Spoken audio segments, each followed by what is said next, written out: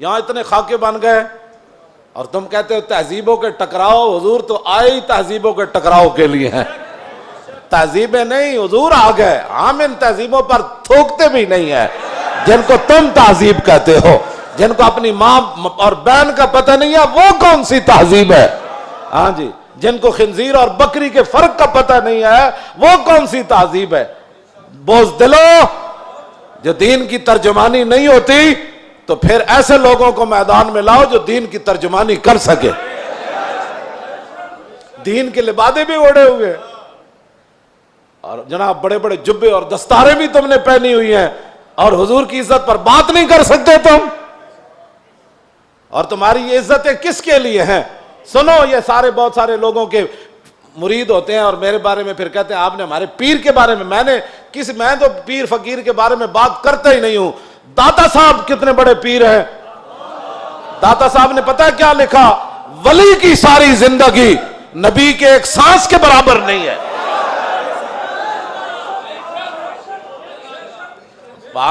صرف نبی کے امام الانبیاء کے تو خلق سے اولیاء. یہ داتا صاحب کشف المحجوب وچ لکھی گل ہن گل کرو تسی.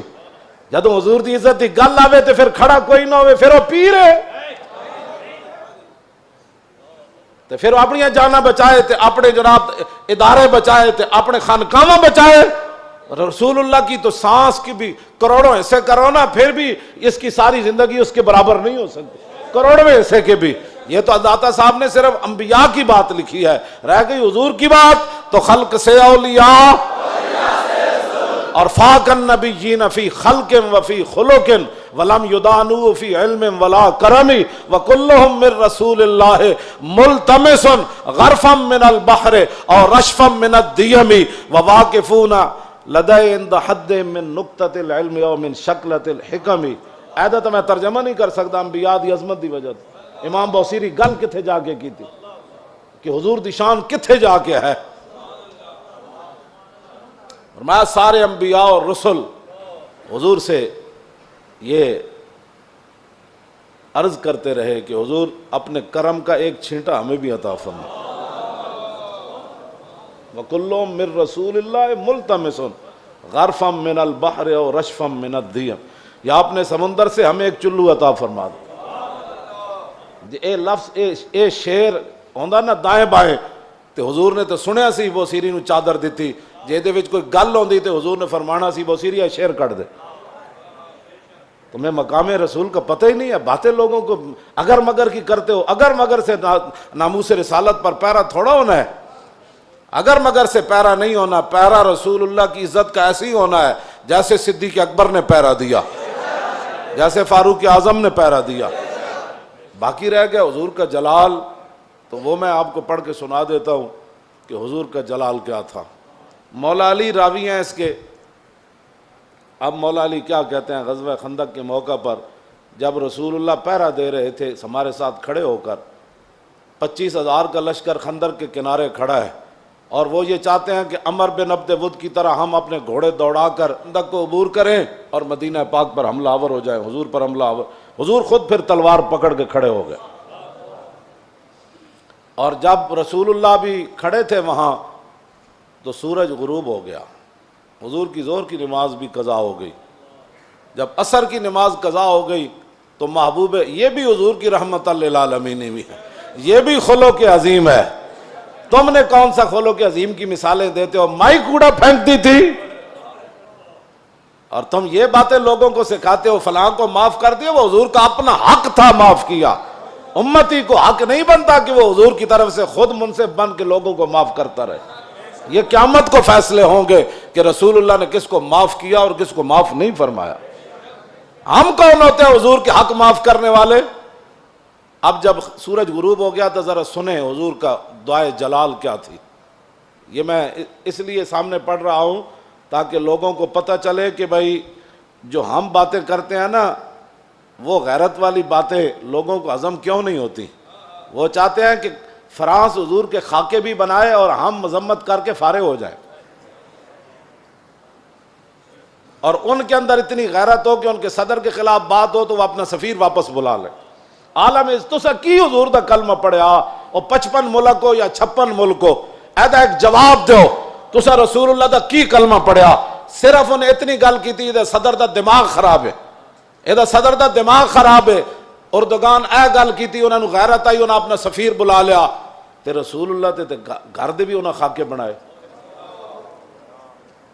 تساں کی غیرت کی تھی؟ اور جڑے غیرت دا سی سبق دیندے ہاں، تسی فرانس دے خلاف مسیطہ تے حملے کرنے ہو، علماء دے تسی جلوس بند کیتے، نہیں جی اجازت نہیں ہے، حالات نہیں ٹھیک۔ اور کیڑے حالات اسی بنائے؟ تساں بنائے حالات خراب، تساں یہود و نصارہ دی ایجنٹی کیتی، تساں چوڑی بار بھیجی، اور تساں چوڑی بار بھیجی، اور پھر تم نے اس پر فخر بھی کیا، تم نے اس پر فخر بھی کیا۔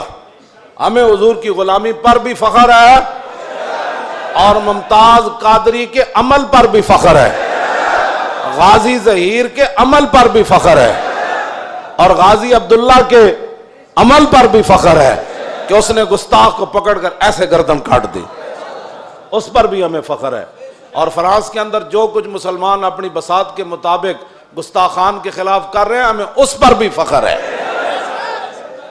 ہمیں اس پر بھی فخر ہے، ہمیں اس پر فخر ہے، ہم ان کے ساتھ ہیں۔ تم گستاخ کو چھوڑ کر کہتے ایک چھوٹے سے گروہ تھا اور ہم نے اس کو اندر کر دیا اور چوڑی کو چھوڑ دیا، تم نے اس پر فخر ہے، اور اس فخر پر قائم رہنا، دنیا میں بھی قائم رہنا ہے تم نے، اور قبر میں بھی قائم رہنا ہے، کل حشر میں بھی تم نے اس پر قائم رہنا ہے۔ اور ہم دنیا میں بھی قائم کھڑے ہیں کہ ممتاز قادری کے ساتھ کھڑے ہیں، ہم تمام غازیان اسلام کے ساتھ کھڑے ہیں، ہاں جی، تمام محافظان ناموس رسالت کے ساتھ کھڑے ہیں، ہمیں اس پر فخر ہے، اور ہم کل قبر کے اندر بھی ہمیں اس پر فخر ہے، اور کل قیامت والے دن تو پھر بات ہی رسول اللہ کی ہے۔ حضور کا جلال دیکھیں، حضور کا جلال دیکھیں، حضور نے کیا فرمایا؟ جب سورج غروب ہو گیا تو عن علی، مولا علی کہتے ہیں ان رسول اللہ صلی اللہ علیہ وسلم قال یوم الخندق ملا اللہ بیوتہم وقبورہم نارا کما شغلونی عن الصلاۃ الوسطی حتی غابت الشمس۔